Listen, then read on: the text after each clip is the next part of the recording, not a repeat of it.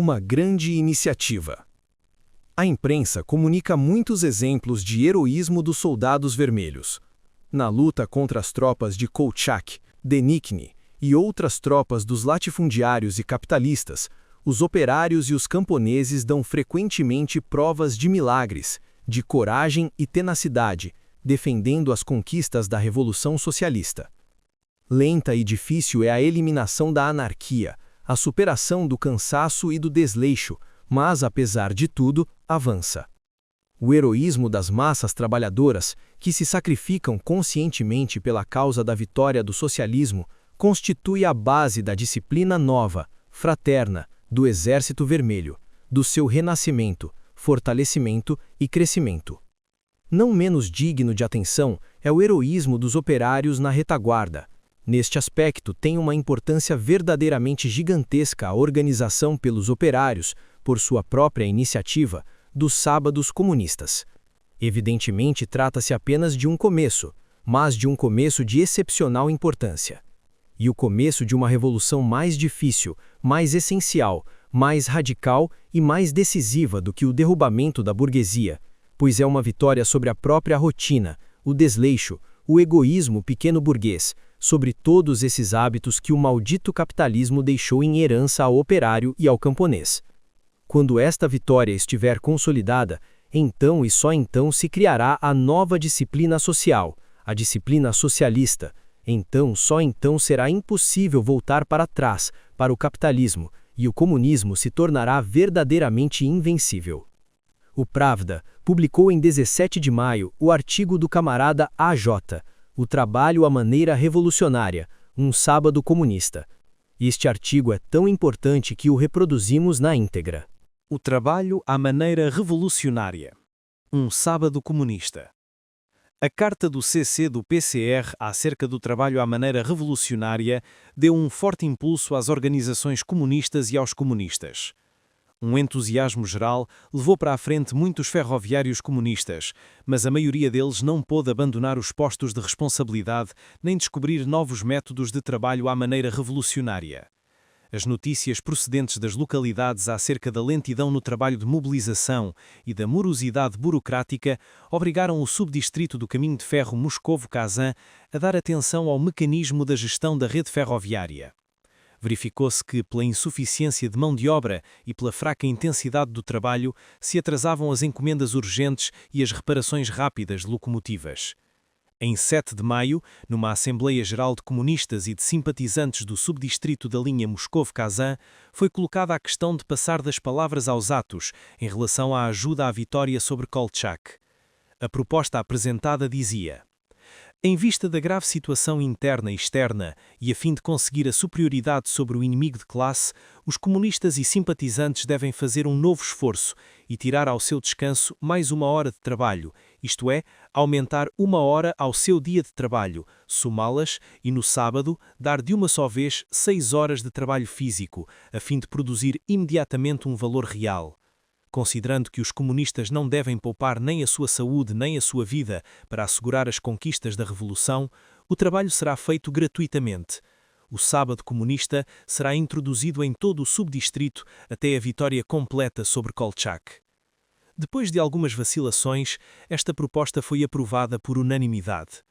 No sábado, 10 de maio, às 6 horas da tarde, os comunistas e simpatizantes, como soldados, apresentaram-se ao trabalho, formaram filas e os chefes de oficina distribuíram-nos, na melhor ordem, pelos postos de trabalho. Os resultados do trabalho à maneira revolucionária estão à vista. O quadro seguinte mostra as empresas e o caráter do trabalho. O valor total do trabalho ascende, segundo a tarifa normal, a 5 milhões de rublos e, segundo a tarifa das horas extraordinárias, a mais 50%. A intensidade do trabalho de carga foi superior a 270% à dos operários normais. Nos restantes trabalhos, a intensidade foi aproximadamente igual. Suprimiu-se o atraso de 7 dias a 3 meses que existia no cumprimento das encomendas, urgentes, como resultado da insuficiência de mão de obra e da morosidade burocrática. O trabalho foi efetuado apesar do mau estado, fácil de eliminar, das ferramentas, o que atrasou certos grupos 30 a 40 minutos. A administração que ficara para a direção dos trabalhos mal tinha tempo de preparar novas tarefas e talvez não seja muito exagerada a reflexão feita por um velho contramestre de que no sábado comunista foi realizado um trabalho no qual operários inconscientes e desleixados teriam gasto uma semana.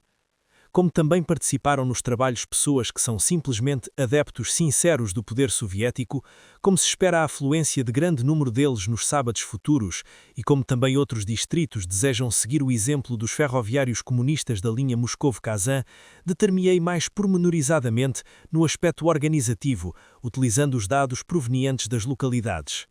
Cerca de 10% dos participantes nestes trabalhos são comunistas que trabalham permanentemente nas localidades.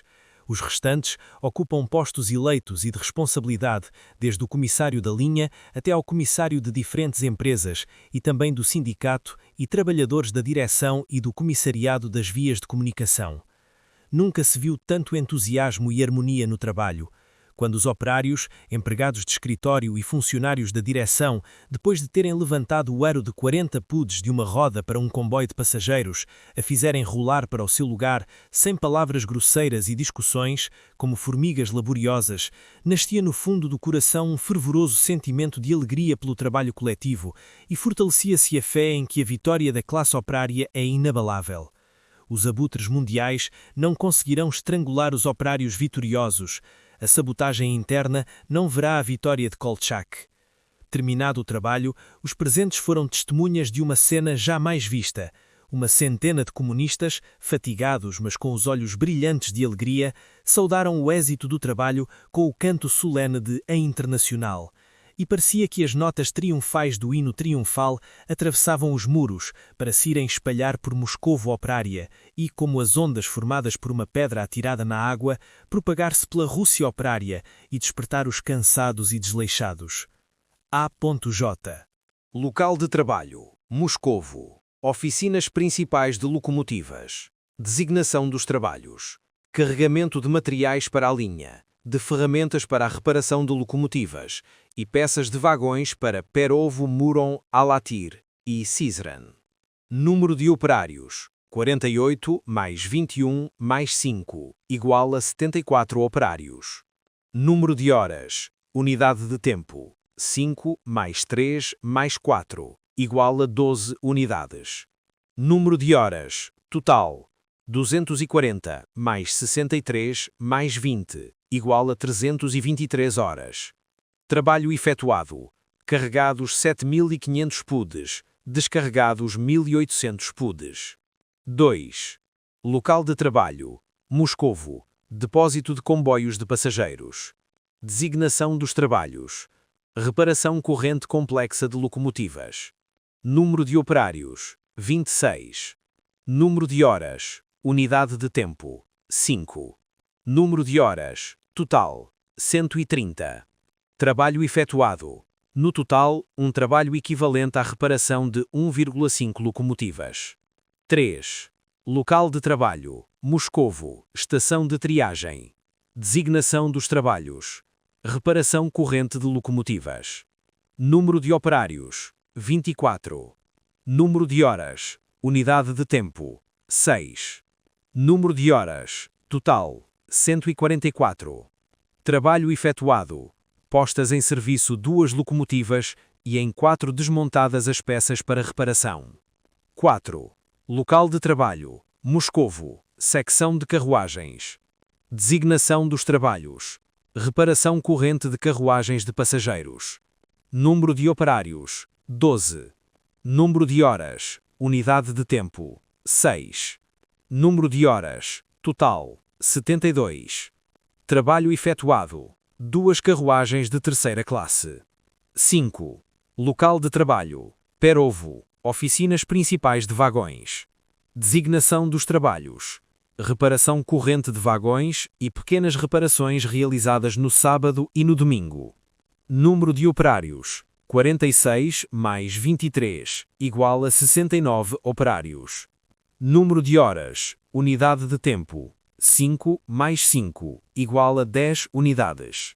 Número de horas: total: 230 mais 115, igual a 345 horas. Trabalho efetuado: 12 vagões de mercadorias cobertos e 2 abertos. Total geral. Número de operários, 205. Unidades de tempo, horas por dia, 1014. Trabalho efetuado, postos em serviço 4 locomotivas e 16 vagões e descarregados e carregados 9.300 pudes. Apreciando este magnífico exemplo digno de ser imitado, o Pravda de 20 de maio, num artigo do camarada N.R. com esse título, escrevia: Não são raros os casos de trabalhos do mesmo tipo realizados pelos comunistas. Conheço casos semelhantes na central elétrica e em diversas vias férreas. Na linha Nikolaevska, os comunistas contribuíram com várias noites de trabalho suplementar para levantar uma locomotiva que tinha caído numa placa giratória. Na linha do Norte, no inverno, todos os comunistas e simpatizantes trabalharam vários domingos para limpar a neve das vias. As células de muitas estações de mercadorias fazem rondas noturnas nas estações com o objetivo de lutar contra os ladrões de mercadorias.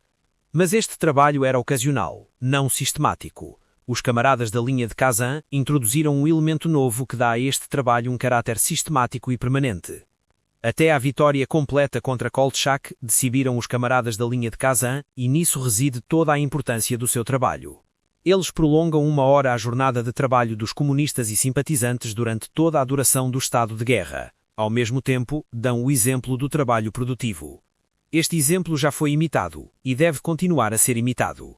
A Assembleia Geral de Comunistas e Simpatizantes da linha Alexandrovskaya, após discutir a situação militar e a decisão dos camaradas da linha de Kazan, decidiu 1. Introduzir os sábados para os comunistas e simpatizantes da linha Alexandrovskaya. O primeiro sábado foi fixado a 17 de maio. 2. Organizar os comunistas e simpatizantes em brigadas modelo, exemplares, que deverão mostrar aos operários como é preciso trabalhar e o que se pode fazer na realidade com os materiais, ferramentas e alimentação atuais.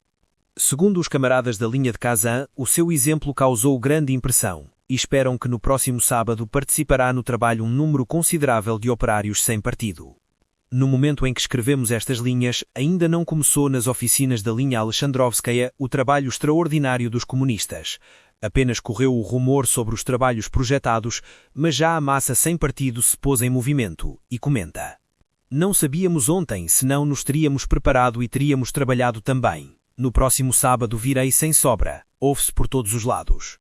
A impressão produzida por este género de trabalho é muito grande. O exemplo dos camaradas da linha de Kazan deve ser seguido por todas as células comunistas da retaguarda. Não apenas as células comunistas do nó ferroviário de Moscovo, mas todas as organizações de partido na Rússia devem imitar este exemplo. E no campo, as células comunistas devem, em primeiro lugar, cultivar as terras dos combatentes do Exército Vermelho, ajudando as suas famílias. Os camaradas da linha de Kazan acabaram o seu trabalho no primeiro sábado comunista cantando a Internacional. Se a organização comunista de toda a Rússia seguir este exemplo e o aplicar firmemente, os duros meses próximos serão vividos pela República Soviética da Rússia aos poderosos acordes de A Internacional, cantada por todos os trabalhadores da República. Ao trabalho, camaradas comunistas. O Pravda informava em 23 de maio de 1919 que, em 17 de maio, teve lugar o primeiro sábado comunista na linha Alexandrovskaya. De acordo com a decisão da Assembleia Geral, 98 comunistas e simpatizantes trabalharam gratuitamente 5 horas extraordinárias, recebendo apenas o direito a comprar uma segunda refeição, e para essa refeição paga, foi-lhes dada, como operários manuais, meia libra de pão. Apesar de o trabalho estar insuficientemente preparado e insuficientemente organizado, apesar disso a produtividade do trabalho foi 2 ou 3 vezes superior ao habitual. Eis alguns exemplos. 5 torneiros fizeram em 4 horas 80 eixos pequenos. A produtividade, em comparação com a habitual, foi de 213%. 20 serventes recolheram em 4 horas 600 pudes de material velho e 70 molas de vagão de 31 pudes de peso cada uma, num total de 850 pudes. A produtividade, em comparação com a habitual, foi de 300%. Os camaradas explicam isto dizendo que em tempo normal o trabalho é fastidioso e aborrece, mas aqui se trabalhou com gosto, com entusiasmo. Mas agora será vergonha fazer menos tempo normal do que nos sábados comunistas. Agora, muitos operários sem partido expressam o desejo de participar nos sábados. As brigadas de locomotivas oferecem-se para retirar no sábado uma locomotiva do cemitério, repará-la e pô-la em circulação. Recebemos notícias de que na linha de Viasma se estão a organizar sábados semelhantes. O camarada A. Diatchenko escreve no Pravda de 7 de junho como decorre o trabalho nestes sábados comunistas. Reproduzimos a parte principal de seu artigo, intitulado Notas de um Sábado Comunista. Foi com grande alegria que, acompanhado de um camarada, fui fazer o meu estágio de sábado, por decisão do Comitê do Partido do Subdistrito Ferroviário, e dar durante algum tempo, durante algumas horas, descanso à cabeça, fazendo trabalhar os músculos. Fomos destacados para trabalhar na carpintaria da linha. Chegamos, vimos nossos camaradas, saudamo-nos, gracejamos e contamos as forças. Éramos 30. E à nossa frente tínhamos um monstro, uma caldeira de peso bastante respeitável, uns 600 ou 700 pudes, que tínhamos que deslocar, isto é, fazer rolar 1/4 ou 1/3 de versta até uma plataforma. A dúvida insinuou-se nos nossos espíritos, mas metemos mãos à obra. Muito simplesmente os camaradas colocaram sob a caldeira uns rolos de madeira, ataram 2 cordas e começou o trabalho. A caldeira não queria ceder, mas finalmente cedeu.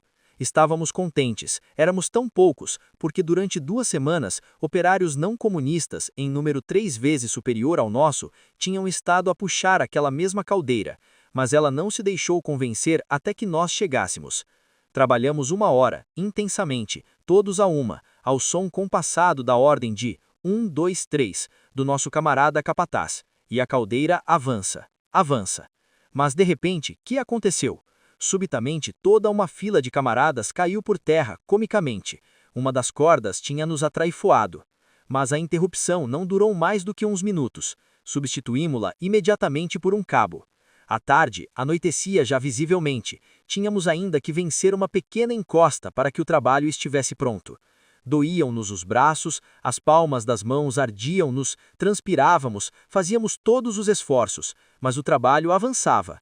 Os administrativos, confusos perante nosso êxito, acabaram por decidir-se a deitar as mãos ao cabo. Ajudem-nos, que já é tempo. Um soldado vermelho com um acordeão nas mãos observava nosso trabalho. Que pensa ele? Que gente é essa? Por que trabalham assim a um sábado quando todo mundo está em casa? Eu respondo às suas conjecturas e digo, camarada, toca-nos qualquer coisa alegre, não somos uns trabalhadores quaisquer, mas verdadeiros comunistas. Vês como trabalhamos rápido, não preguiçamos, trabalhamos a sério. O soldado vermelho pousou cuidadosamente seu acordeão e apressou-se a deitar uma mão ao cabo. O Sil é esperto inglês, entoou com a sua bela voz de tenor o camarada Uge. Fizemos coro com ele, e ressoou surda a letra da canção operária, do Binushka. Por falta de hábito, cansaram-nos os músculos, curvaram-se-nos os ombros e as costas, mas havia ante de nós um dia livre, o nosso dia de descanso, e poderemos dormir bem. O objetivo estava próximo, e depois de pequenas vacilações, o nosso monstro já estava quase em cima da plataforma. Ponham-lhe tábuas por baixo, empurrem-na para a plataforma e que essa caldeira faça o trabalho que há muito se espera dela. Caminhamos em grupo para a casa que serve de clube para a célula local, que, coberto de cartazes e cheio de espingardas, estava muito iluminado, e depois de a internacional bem cantada, deleitamo-nos com chá com rum e até pão. Essa bebida, preparada pelos camaradas locais, vinha muito a propósito depois do nosso duro trabalho. Despedimo-nos fraternalmente dos camaradas e alinhamos em filas. Os cantos revolucionários ressoavam no silêncio da noite na rua adormecida, e o ruído cadenciado dos passos acompanhava a canção. Marchemos ousadamente, camaradas. De pé, ó vítimas da fome, dizia o hino de A Internacional e do Trabalho. Passou uma semana. Nossos braços e nossos ombros tinham descansado, e fomos para um sábado, agora já a 9 verstas, para fazer vagões. Foi em Perovo. Os camaradas subiram no teto de um americano e com voz vonda e bela cantaram a Internacional. Os viajantes escutavam, ao que parece, assombrados. As rodas batiam cadenciadamente, e nós, não conseguindo trepar até o teto, penduramo-nos ao redor do americano sobre os degraus, parecendo passageiros temerários. Eis a paragem. Tínhamos chegado. Atravessamos um longo pátio e encontramos o cordial comissário, camarada G. Trabalho há, gente é que não há. No total, 30 homens, e em 6 horas é preciso fazer reparações correntes em 13 vagões. Assim estão os jogos de rodas já marcados. Não há apenas vagões vazios, mas também uma cisterna cheia. Mas não importa, desenroscaremos, camaradas. O trabalho avança rápido. 5 camaradas e eu trabalhamos com alavancas. Sob a pressão de nossos ombros e de 2 alavancas, sob a direção do camarada capataz, fazemos saltar rapidamente de uma via para outra esses pares de rodas que pesam de 60 a 70 pudes. Mal se tirou um par de rodas quando o outro ocupa seu lugar. Quando já estão todas no lugar, fazemos rodar pelos carris este ferro velho até um barracão. 1, 2, 3. Uma alavanca de ferro giratória levanta as rodas no ar e ei-las que já não estão nos carris. Ali, na escuridão, ouve-se o bater dos martelos. São os nossos camaradas que trabalham, diligentes como abelhas, em seus vagões doentes. Trabalham de carpinteiro, pintam, arranjam os tetos. O trabalho avança para a alegria nossa e do camarada administrativo. Ali os ferreiros pediram nossa ajuda. Na forja portátil estava aquecida ao rubro uma barra de engaste de vagão com o gancho dobrado por um choque. Branca, faiscante, passou para a bigorna e com nossos golpes certeiros, sob o olhar de um camarada experiente, recupera sua forma normal. Estava ainda rubra, quando a levamos sobre os ombros com toda a rapidez para seu lugar. Despedindo faíscas, introduzimos-la no alvéolo de ferro, uns golpes e ficou no lugar. Metemo-nos sob o vagão. Ali a estrutura destes engastes e barras não é tão simples quanto parece, porque há todo um sistema de rebites e uma mola em espiral. O trabalho avança, a noite torna-se cada vez mais escura e é mais viva a luz das tochas. Em breve terminaremos. Uma parte dos camaradas encostados a um montão de aros bebem chá quente a pequenos goles. É uma fresca noite de maio e a lua no quarto crescente se recorta bela no céu. Jostos, risos, humor são. Camarada G, deixa o trabalho, já tens 13 vagões. Mas para o camarada G isto é pouco. Acabado o chá, entoamos nossas canções de triunfo e dirigimo-nos à saída. O movimento em prol de organização dos sábados comunistas não se limita a Moscou. O Pravda de 6 de junho informava. Em 31 de maio, teve lugar o primeiro sábado comunista em Tver. 128 comunistas trabalharam na ferroviária. Em 3 horas e meia, carregaram e descarregaram 14 vagões, repararam 3 locomotivas, serraram 10 braças de lenho e executaram outros trabalhos. A intensidade do trabalho dos operários comunistas qualificados ultrapassou em 13 vezes a produtividade normal. Seguindo, no Pravda de 8 de junho, lemos: Os sábados comunistas. Saratov, 5 de junho. Os ferroviários comunistas, correspondendo ao apelo dos seus camaradas de Moscovo, decidiram, numa Assembleia Geral do Partido, trabalhar gratuitamente aos sábados 5 horas extraordinárias para apoiar a economia nacional. Reproduzi com o máximo pormenor e inteiramente as informações relativas aos sábados comunistas, porque observamos aqui, sem dúvida, um dos aspectos mais importantes da edificação comunista, ao qual a nossa imprensa dedica insuficiente atenção e que nós todos apreciamos ainda insuficientemente. Menos palavreado político e maior atenção aos factos mais simples, mais vivos, tomados da vida e verificados na vida, da edificação comunista, tal é a palavra de ordem que todos nós, os nossos escritores, agitadores, propagandistas, organizadores, etc., devemos repetir constantemente. É natural e inevitável que, durante os primeiros tempos depois da Revolução Proletária, nos preocupe acima de tudo a tarefa principal e fundamental, superar a resistência da burguesia, vencer os exploradores, reprimir as suas conspirações, como a conspiração dos escravistas para entregar Petrogrado, na qual participaram todos desde os sem-negros e os democratas constitucionalistas até aos mencheviques e os socialistas revolucionários. Mas ao lado desta tarefa surge também inevitavelmente, e cada vez com maior força, a tarefa mais essencial da edificação comunista positiva, da criação das novas relações económicas, da nova sociedade. A ditadura do proletariado, como já tive a ocasião de indicar mais de uma vez, e entre outras também no meu discurso de 12 de março, na reunião do Soviete de Deputados de Petrogrado, não é só a violência sobre os exploradores, nem sequer é principalmente a violência.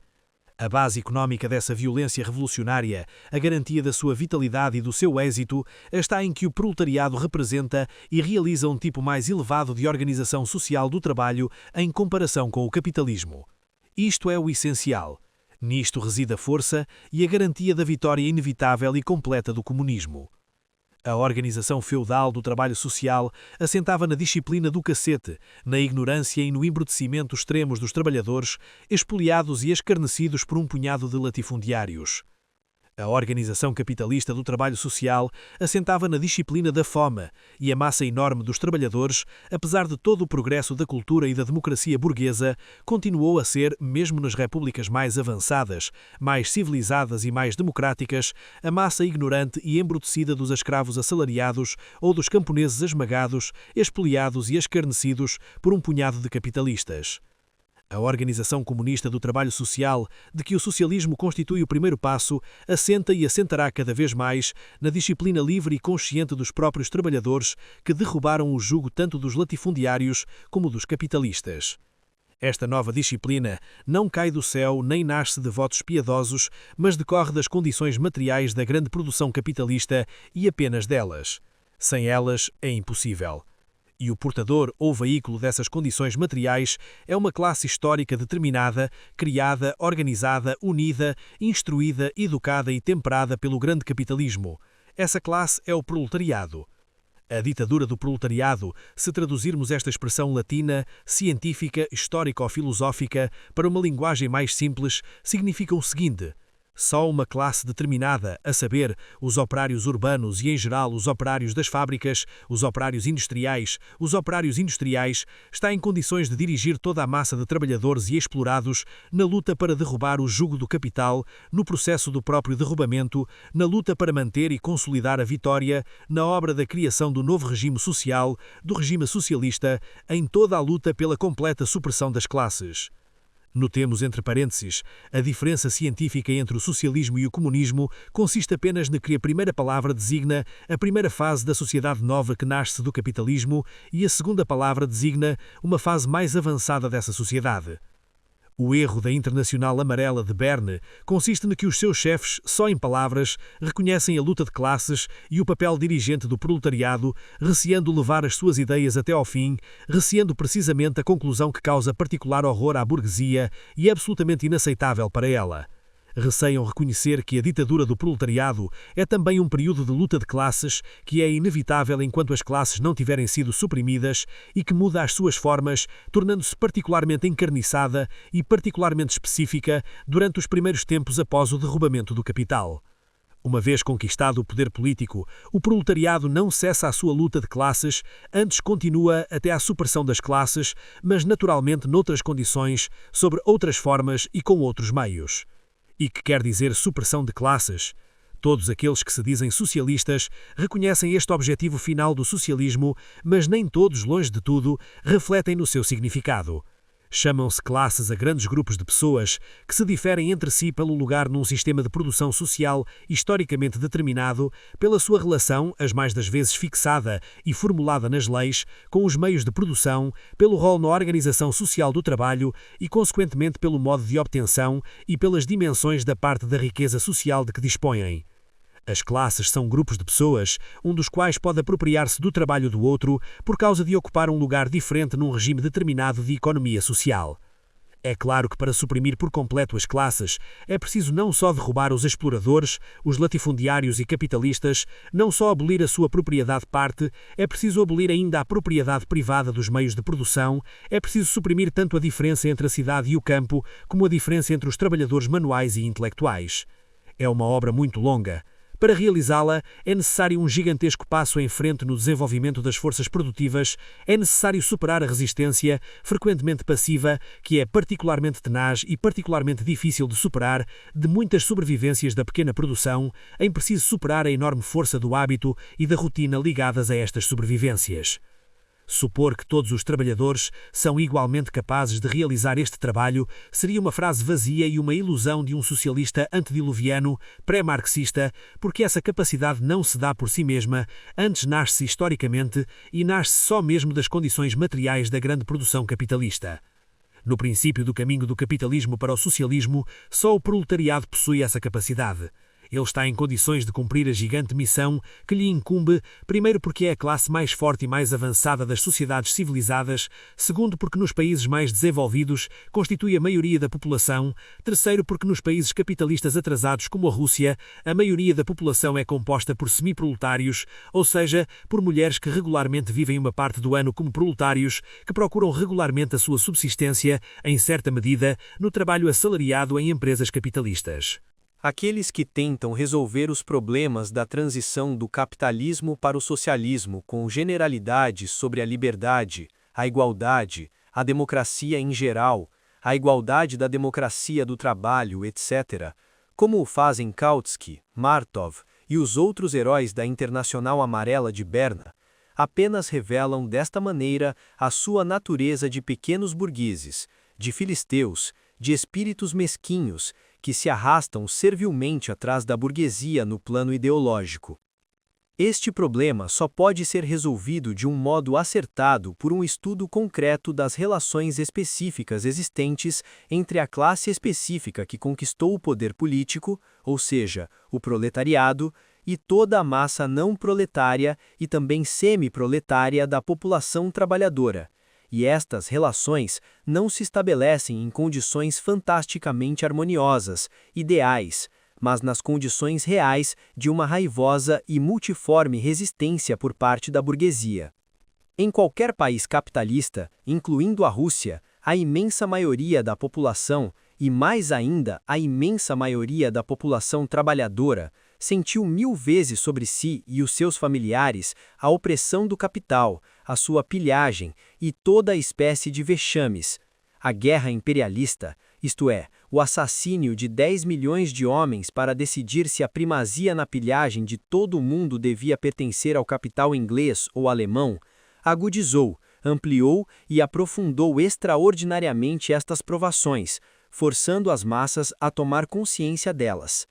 Daí a inevitável simpatia da imensa maioria da população, particularmente da massa dos trabalhadores, pelo proletariado, pelo fato de ele, com uma audácia heróica, com implacabilidade revolucionária, derrubar o jugo do capital, derrubar os exploradores, reprimir sua resistência e, derramando o seu próprio sangue, abrir o caminho que conduz à criação de uma sociedade nova, na qual não haverá lugar para os exploradores. Por maiores e inevitáveis que sejam as hesitações pequeno-burguesas, a tendência para voltar para trás, para o lado da ordem burguesa, para debaixo da asa da burguesia, por parte das massas não proletárias e semi-proletárias da população trabalhadora, elas não podem deixar de reconhecer a autoridade moral e política do proletariado, que não só derruba os exploradores e reprime sua resistência, mas que também estabelece um vínculo social, uma disciplina social, novos e mais elevados, a disciplina dos trabalhadores conscientes e unidos, que não conhecem nenhum jugo e nenhum poder além do poder da sua própria união, da sua própria vanguarda, mais consciente, audaciosa, unida, revolucionária e firme. Para vencer, para criar e consolidar o socialismo, o proletariado tem que realizar uma tarefa dupla, ou melhor, com dois aspectos. Primeiro, arrastar, com seu heroísmo abnegado na luta revolucionária contra o capital, toda a massa de trabalhadores e explorados, arrastá-la, organizá-la, dirigi-la para o derrubamento da burguesia e o esmagamento completo de toda a resistência por parte desta.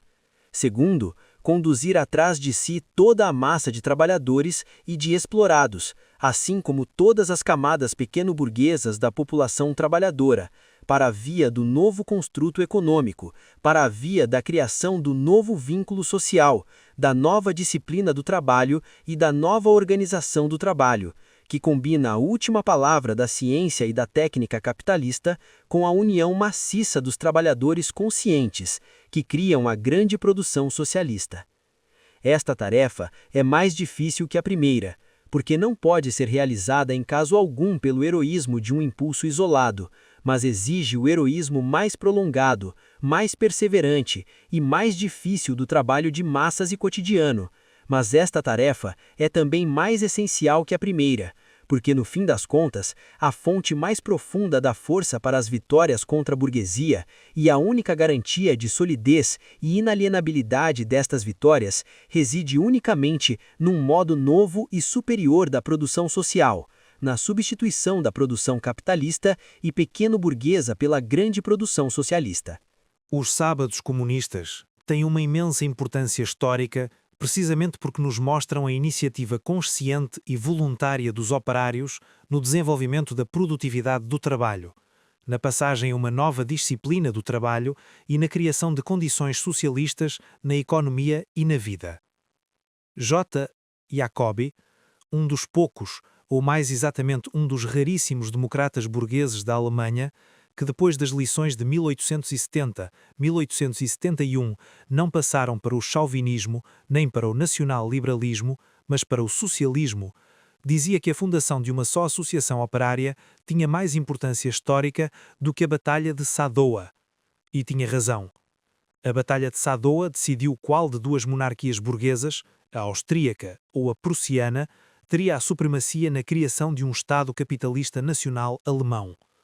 A fundação de uma associação operária representava um pequeno passo para a vitória mundial do proletariado sobre a burguesia. Do mesmo modo, nós podemos dizer que o primeiro sábado comunista, organizado em 10 de maio de 1919 em Moscovo pelos operários ferroviários da linha férrea Moscovo-Kazan, tem mais importância histórica do que qualquer vitória de Hindenburgo ou de Foch e dos ingleses na Guerra Imperialista de 1914-1918. As vitórias dos imperialistas são um massacre de milhões de operários para aumentar os lucros dos milionários anglo-americanos e franceses. São a bestialidade do capitalismo agonizante, empanturrado, que apodrece em vida. O sábado comunista dos operários ferroviários da linha Moscovo-Kazan é uma das células da sociedade nova, socialista, que traz a todos os povos da terra a emancipação do jugo do capital e das guerras. Os senhores burgueses e os seus lacaios, incluindo os mencheviques e socialistas revolucionários, habituados a considerarem-se representantes da opinião pública, troçam, naturalmente, das esperanças dos comunistas, chamando estas esperanças embondeiro num vaso de reseda, e riem-se do ínfimo número de sábados em comparação com os inumeráveis casos de roubo, ociosidade, redução de produtividade, deterioração das matérias-primas, deterioração dos produtos, etc. Nós respondemos a esses senhores: se a intelectualidade burguesa tivesse ajudado com os seus conhecimentos os trabalhadores e não os capitalistas russos e estrangeiros para a restauração do poder, a revolução seria mais rápida e mais pacífica. Mas isso é uma utopia, pois a questão é decidida pela luta de classes, e a maioria da intelectualidade inclina-se para a burguesia. O proletariado triunfará não com a ajuda da intelectualidade, mas apesar da sua oposição, pelo menos na maior parte dos casos, afastando os intelectuais burgueses incorrigíveis, transformando, reeducando e submetendo os vacilantes, conquistando gradualmente para o seu lado um número cada vez maior deles. Regozijar-se maldosamente a propósito das dificuldades e insucessos da Revolução, semear o pânico, fazer propaganda do regresso ao passado, tudo isto são armas e processos da luta de classes da intelectualidade burguesa. Mas o proletariado não se deixará enganar com isso. Mas se abordarmos a questão a fundo, será possível encontrar na história um único exemplo de um modo de produção novo que se tenha implantado de repente, sem uma longa série de reveses, de erros e de recaídas? Meio século depois da queda do regime de servidão, persistiam ainda na aldeia russa muitas sobrevivências da servidão. Meio século depois da abolição da escravatura dos negros na América, a situação dos negros continuava a ser, em muitos casos, de semi-escravidão. A intelectualidade burguesa, incluindo os mencheviques e socialistas revolucionários, habituados a considerarem-se representantes da opinião pública, é fiel a si mesma, servindo o capital e mantendo uma argumentação totalmente falsa. Antes da Revolução Proletária, acusavam-nos de utopismo e, depois dela, exigem que eliminemos fantasticamente depressa as sobrevivências do passado. Mas nós não somos utópicos e conhecemos o verdadeiro valor dos argumentos burgueses. Sabemos também que as sobrevivências do passado nos costumes predominarão inevitavelmente durante um certo tempo depois da Revolução. Quando o novo acaba de nascer, tanto na natureza como na vida social, o velho permanece sempre mais forte do que ele durante um certo tempo. Os sarcasmos a propósito da debilidade dos rebentos do novo, o ceticismo barato dos intelectuais, etc., são no fundo processos da luta de classes da burguesia contra o proletariado, da defesa do capitalismo perante o socialismo. Devemos estudar minuciosamente os rebentos do novo, dispensar-lhes a maior atenção, ajudar por todos os meios o seu crescimento e cuidar desses débeis rebentos. É inevitável que alguns deles pereçam. Não se pode assegurar que precisamente os sábados comunistas desempenharão um papel de particular importância. Não se trata disso. Trata-se de que se deve apoiar todos e quaisquer rebentos do novo, entre os quais a vida selecionará os mais vivazes. Se um cientista japonês, para ajudar os homens a vencer a sífilis, teve a paciência de experimentar 605 preparados antes de elaborar a 606 que satisfaz determinadas exigências, quem quiser resolver um problema mais difícil, vencer o capitalismo, deverá ter perseverança para experimentar centenas, milhares de novos processos, métodos e meios de luta, até elaborar os mais úteis. Os sábados comunistas têm tanta importância porque foram iniciados não por operários que se encontram em condições excepcionalmente favoráveis, mas por operários de diversas especialidades, incluindo também operários não especializados, serventes que se encontram nas condições habituais, isto é, as mais duras. Todos conhecemos muito bem a condição fundamental da queda da produtividade do trabalho, que se verifica não apenas na Rússia, mas em todo o mundo, a ruína e a miséria, a exasperação e o cansaço provocados pela guerra imperialista, as doenças e a subalimentação. Pela sua importância, esta última ocupa o primeiro lugar. A fome, eis a causa. E para suprimir a fome é necessário elevar a produtividade do trabalho tanto na agricultura como nos transportes e na indústria. Encontramo-nos, por conseguinte, perante uma espécie de círculo vicioso.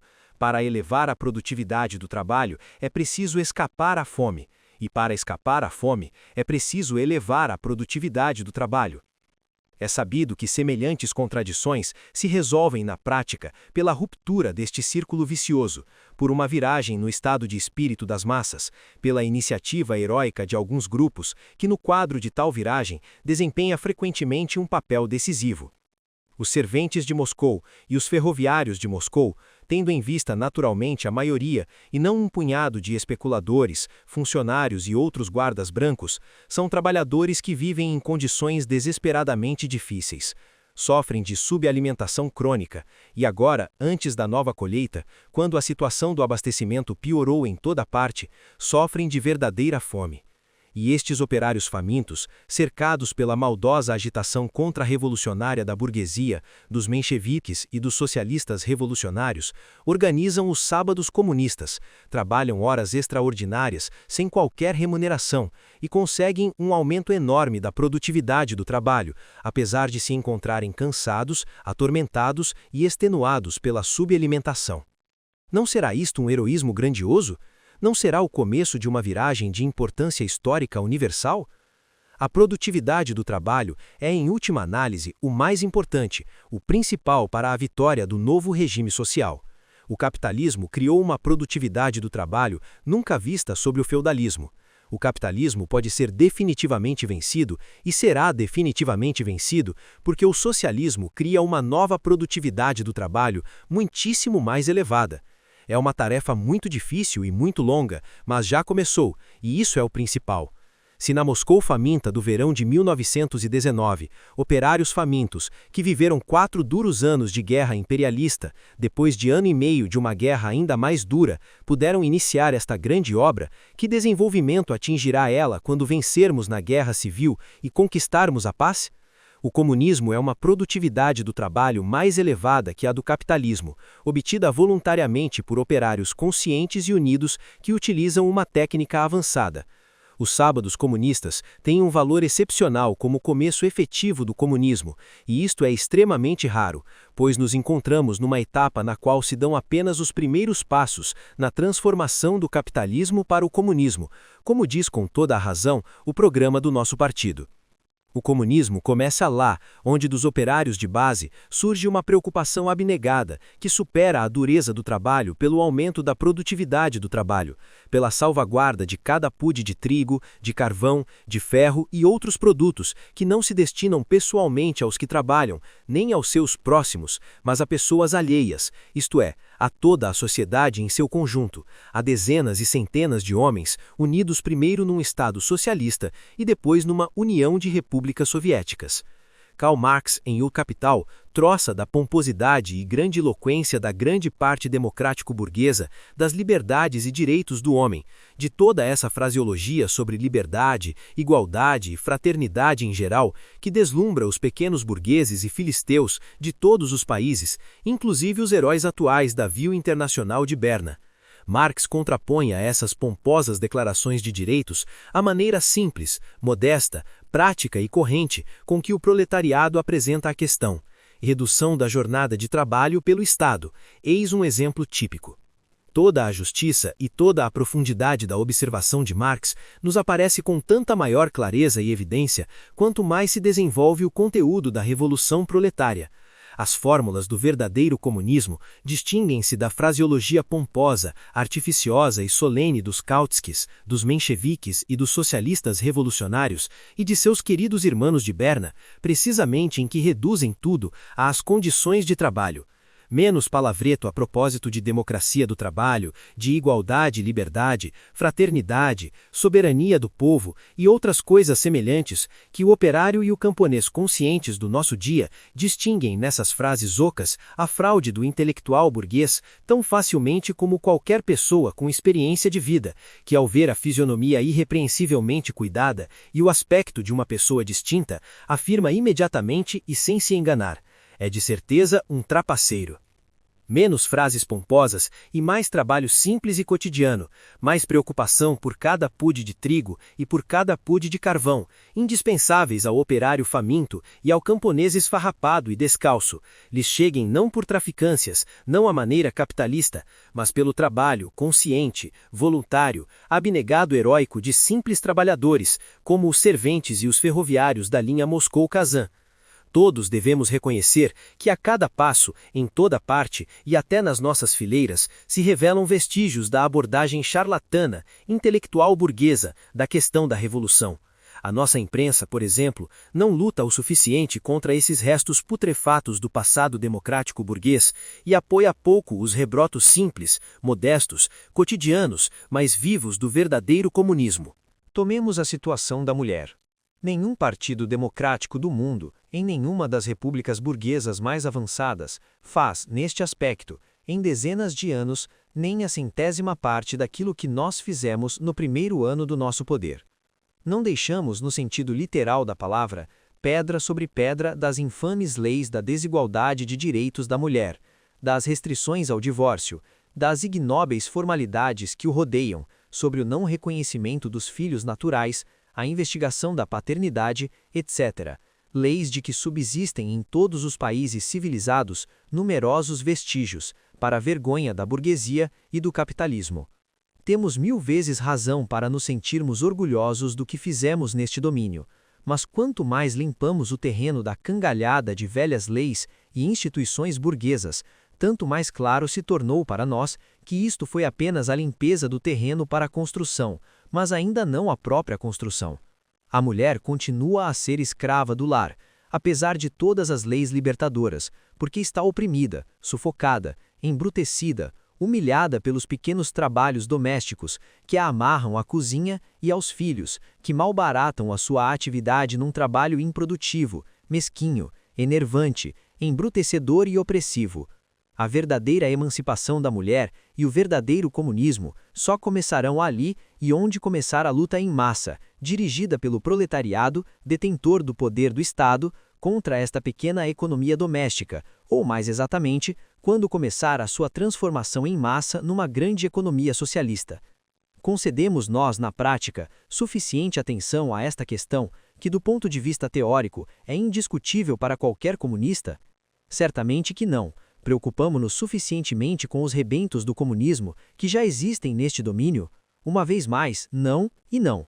As cantinas públicas, as creches e os jardins infantis, eis exemplos destes rebentos, eis meios simples, correntes, sem pompa, grandiloquência, nem solenidade, de fato capazes de emancipar a mulher, de fato capazes de minorar e suprimir a sua desigualdade em relação ao homem pelo seu papel na produção social e na vida social. Estes meios não são novos, foram criados, como em geral todas as premissas materiais do socialismo, pelo grande capitalismo, mas neste, eles têm sido, em primeiro lugar, uma raridade e, em segundo, o que tem particular importância, ou eram empresas mercantis com todos os piores aspectos da especulação, do lucro, do engano, da falsificação, ou então uma acrobacia da caridade burguesa, odiada e desprezada com toda razão pelos melhores operários. É indubitável que estas instituições já são muito mais numerosas no nosso país e começam a mudar de caráter. É indubitável que entre as operárias e camponesas há muito mais talentos organizativos do que os que nós conhecemos, pessoas que sabem organizar o trabalho prático, com a participação de um grande número de trabalhadores e de um número muito maior de consumidores, sem a abundância de frases, a futilidade, as brigas e a charlatanice sobre planos, sistemas, etc., da que padece a intelectualidade sempre demasiado presumida ou os comunistas precoces, mas não cuidamos como devíamos destes rebentos do novo. Vejamos a burguesia, como sabe admiravelmente dar publicidade àquilo que lhe é necessário, como exalta as empresas, modelo, na opinião dos capitalistas, nos milhões de exemplares de seus jornais, como sabe fazer de instituições burguesas modelo objeto de orgulho nacional. A nossa imprensa não se preocupa, ou quase não se preocupa, em descrever as melhores cantinas ou os melhores jardins infantis, em conseguir com uma insistência diária a transformação de algumas delas em instituições modelo, em fazer propaganda delas, em descrever pormenorizadamente a economia de esforço humano, as vantagens para os consumidores, a poupança de produtos, a libertação da mulher da escravidão doméstica, a melhoria das condições sanitárias que se conseguem com um exemplar trabalho comunista e que podem ser alcançadas e alargadas a toda a sociedade, a todos os trabalhadores. Uma produção exemplar, sábados comunistas exemplares, um cuidado e uma honestidade exemplares na obtenção e distribuição de cada pude de trigo, cantinas exemplares, a limpeza exemplar de uma habitação operária, de um bairro, tudo isso deve tornar-se, 10 vezes mais do que agora, objeto de atenção e de cuidado tanto para a nossa imprensa quanto para cada organização operária e camponesa. Tudo isso são rebentos de comunismo, e cuidar destes rebentos é uma obrigação primordial de todos nós. Por muito difícil que seja a situação do abastecimento e da produção, o avanço em toda a frente em 1 ano e meio de poder bolchevique é indubitável. O abastecimento de cereais subiu de 30 milhões de pudes de 1 de agosto de 1917 a 1 de abril de 1919 a 100 milhões de pudes de 1 de agosto de 1919 a 1º de maio de 1919. Cresceu a horticultura, diminuiu a extensão dos campos não semeados, começou a melhorar o transporte ferroviário, apesar das gigantescas dificuldades com combustível, etc. Sobre este fundo geral, e com o apoio do poder de Estado proletário, os rebentos de comunismo não estiolarão, mas crescerão e florescerão, transformando-se em comunismo pleno. É necessário refletir sobre o significado dos sábados comunistas para retirar desta grande iniciativa todas as lições práticas, de grande importância, que dela decorrem. O apoio por todos os meios a esta iniciativa é a primeira e principal lição. Começou-se a usar entre nós a palavra comuna com excessiva ligeireza. Qualquer empresa fundada por comunistas ou com a sua participação recebe a cada passo e imediatamente o nome de comuna, e com isto esquece-se frequentemente que essa denominação tão honrosa deve ser conquistada por um trabalho prolongado e perseverante, conquistada por êxitos práticos comprovados na edificação verdadeiramente comunista. Por isso é inteiramente justa, na minha opinião, a decisão que amadureceu na maioria do SEC de anular um decreto do Conselho de Comissários do Povo no que se refere à denominação comunas de consumo. Não importa que a denominação seja mais simples. A propósito, as lacunas e os defeitos das primeiras etapas do novo trabalho de organização não serão atribuídas às comunas, mas imputados, e é justo que assim seja, aos maus comunistas. Seria muito útil eliminar do uso corrente a palavra comuna, impedir que a primeira pessoa que aparece possa apossar-se desta palavra ou reconhecer esta denominação unicamente as verdadeiras comunas, que demonstraram verdadeiramente na prática e confirmaram pelo reconhecimento unânime de toda a população local que podem e sabem organizar as coisas à maneira comunista. Primeiro demonstre a tua capacidade de trabalhar gratuitamente no interesse da sociedade, no interesse de todos os trabalhadores, a capacidade de trabalhar à maneira revolucionária, a capacidade de elevar a produtividade do trabalho, de organizar as coisas de modo exemplar, e depois estenda a mão para o honroso título de comuna. Neste aspecto, os sábados comunistas constituem uma exceção do mais alto valor, porque aqui os serventes e os operários ferroviários da linha Moscou-Kazan primeiro mostraram de fato que são capazes de trabalhar como comunistas e depois deram à sua iniciativa a denominação de sábados comunistas. É preciso procurar e conseguir que se proceda também assim no futuro, que todos aqueles que chamem comuna a sua empresa, instituição ou obra, sem o demonstrar com o trabalho duro e os êxitos práticos de um trabalho prolongado, com uma maneira exemplar e realmente comunista de organizar as coisas, sejam impiedosamente ridicularizados e cobertos de vergonha como charlatões ou fanfarrões. A grande iniciativa dos sábados comunistas deve ser aproveitada também em outro sentido, a saber, para depurar o partido. Era absolutamente inevitável nos primeiros tempos depois da Revolução, quando a massa das pessoas honestas e de espírito pequeno-burguês estava particularmente amedrontada, quando a intelectualidade burguesa, incluindo, claro está, os mencheviques e os socialistas revolucionários, sabotava sem exceção como lacaios da burguesia, era absolutamente inevitável que aderissem ao partido dirigente aventureiros e outros elementos nocivos. Não houve nem pode haver nenhuma revolução sem isto. O importante é que o partido dirigente, apoiado na classe avançada, sã e forte, saiba depurar as suas fileiras. Já há muito tempo que começamos o trabalho neste aspecto. É preciso continuá-lo sem desfalecimento e sem descanso. A mobilização dos comunistas para a guerra nos ajudou. Os covardes e os canalhas fugiram do partido. Bons ventos os levem. Esta diminuição do número de membros do partido significa um enorme crescimento de sua força e peso. É preciso continuar a depuração utilizando a iniciativa dos sábados comunistas, admitir no partido apenas depois de meio ano, digamos, de prova ou estágio, que consistem em trabalho à maneira revolucionária. A mesma prova deve ser exigida a todos os membros do partido que tenham entrado depois de 25 de outubro de 1917 e que não tenham demonstrado com trabalhos ou méritos especiais a sua absoluta firmeza, lealdade e capacidade de ser comunistas. A depuração do partido, ligada à inflexível elevação do grau de exigência em relação a um trabalho autenticamente comunista, melhorará o aparelho do poder de Estado e aproximará de um modo gigantesco a passagem definitiva dos camponeses para o lado do proletariado revolucionário. Os sábados comunistas, entre outras coisas, projetaram uma luz extraordinariamente clara sobre o caráter de classe do aparelho do poder de Estado, sobre a ditadura do proletariado. O CC do partido escreve uma carta acerca do trabalho à maneira revolucionária. A ideia foi lançada pelo Comitê Central de um partido que conta entre 100 e 200 mil membros. Suponho que serão estes que ficarão depois de uma depuração séria, pois agora são mais. A ideia é retomada pelos operários sindicalizados. O número deles na Rússia e na Ucrânia é de 4 milhões. Eles são, na sua gigantesca maioria, favoráveis ao poder de Estado proletário, à ditadura do proletariado. 200 mil e 4 milhões. Eis a proporção das rodas dentadas, se me for permitido expressar-me assim.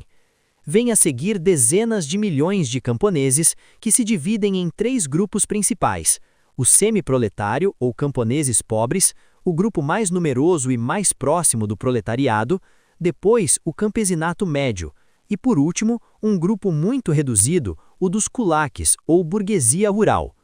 Enquanto subsistir a possibilidade de comercializar com o trigo e especular com a fome, o camponês continuará a ser, e isto é inevitável durante um certo período de tempo sob a ditadura do proletariado, semi-trabalhador e semi-especulador. Como especulador, é-nos hostil ao Estado proletário e inclina-se ao entendimento com a burguesia e seus fiéis lacaios, incluindo o menchevique Scher ou o socialista revolucionário Betchernenkov, partidários do comércio livre dos cereais. Mas como trabalhador, o camponês é amigo do Estado proletário, é o aliado mais fiel do operário na luta contra o latifundiário e o capitalista. Como trabalhadores, os camponeses, em sua imensa massa de milhões de pessoas, apoiam a máquina de Estado, que é dirigida por 100 ou 200 mil homens da vanguarda proletária comunista, e que consiste em milhões de proletários organizados. Jamais houve no mundo um Estado mais democrático, no sentido verdadeiro da palavra, mais próximo e ligado às massas trabalhadas e exploradas. É precisamente este trabalho proletário que os sábados comunistas representam e levam à prática, que traz consigo a consolidação definitiva do respeito e do amor do campesinato pelo Estado proletário. Este trabalho, e somente ele, convence definitivamente o camponês de que temos a razão, de que o comunismo tem a razão, e faz do camponês um partidário nosso sem reservas. E isto significa conduz à superação completa das dificuldades do abastecimento, à vitória completa do comunismo sobre o capitalismo, na questão do produto e da distribuição de cereais, à consolidação absoluta do comunismo. 28 de junho de 1919. Assinado N. Lenin.